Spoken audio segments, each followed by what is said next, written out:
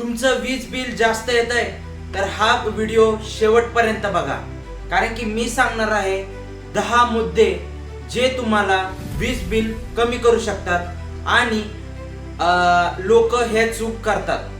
हे 10 मुद्दे लोक चूक करतात. मुद्दा number 1, stand by power device म्हणजे टीव्ही, सेटअप बॉक्स, चार्जर सतत बोर्डामध्ये अडकून ठेवल्यास, सॉकेटमध्ये ठेवल्यास वीज खर्च होते. त्याच्यामुळे वॅम्पायर पॉवर वाढते, त्यामुळे वीज खर्च होते. पॉइंट नंबर 2, जुना फ्रीज. ज्यामुळे जुना फ्रीज असेल, 10 वर्षाच्या वर झाला असेल फ्रीजला, तर तो बिल जास्त खातो, कारण की त्याचं टेम्परेचर हाय होतं, त्याच्यामुळे बीज वाढतं. त्याच्यामुळे सर्व्हिसिंग करा फ्रीजची वेळेवर.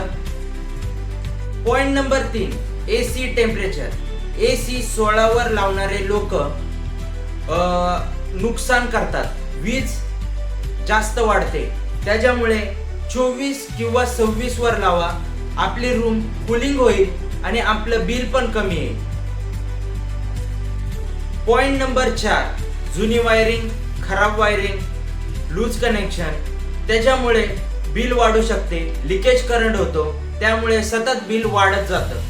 तर जुनी वायरिंग असेल तर नवीन वायरिंग करून घ्या आणि आपलं बिल कमी करा. पॉइंट नंबर 5, इस्त्री आणि हीटर कमी प्रमाणात वापरा, कारण की हे लोड जास्त घेतात, त्यामुळे वीज वाढते. Point number 6, washing machine. अर्धे कपडे टाकून मशीन चालवू नका, त्याचा वापर करू नका, जेणेकरून बिल वाढणार नाही.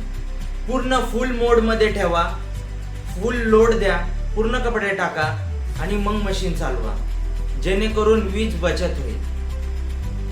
पॉइंट नंबर 7, लाईट बिल म्हणजे लाईट दिवसभर चालू ठेवणे. हे शक्यतो टाळा, जेणेकरून तुमचं वीज बचत होईल आणि नुकसानही करताय तुम्ही तुमच्या घराचं. Point number 8, fan cleaning. तुम्हाला हे माहिती आहे का? हे खूप इम्पॉर्टंट आहे.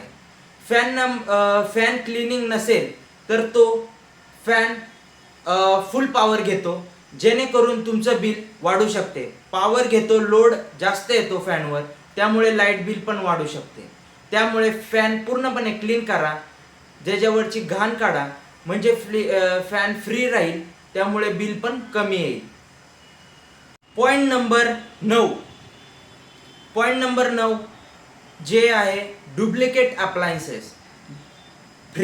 चार्जर, आपला चार्जर असो, मोटर असो, फॅन असो, जे तुम्ही डुप्लिकेट अप्लायन्सेस वापरता ते बिल वाढवतं. त्यामुळे सतर्क राहा आणि कमी वापरा.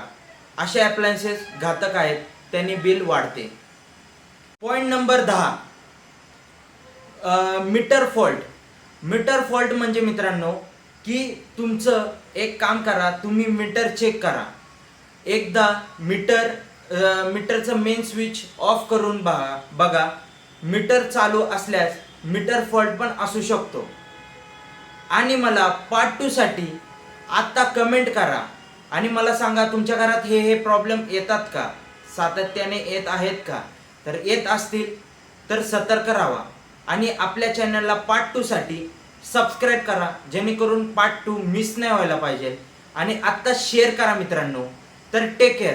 अशाच कंटेंटसाठी आपल्या चॅनल आत्ता सबस्क्राईब, फॉलो, शेअर आणि सेव्ह करायला विसरू नका. तर टेक केअर मित्रांनो.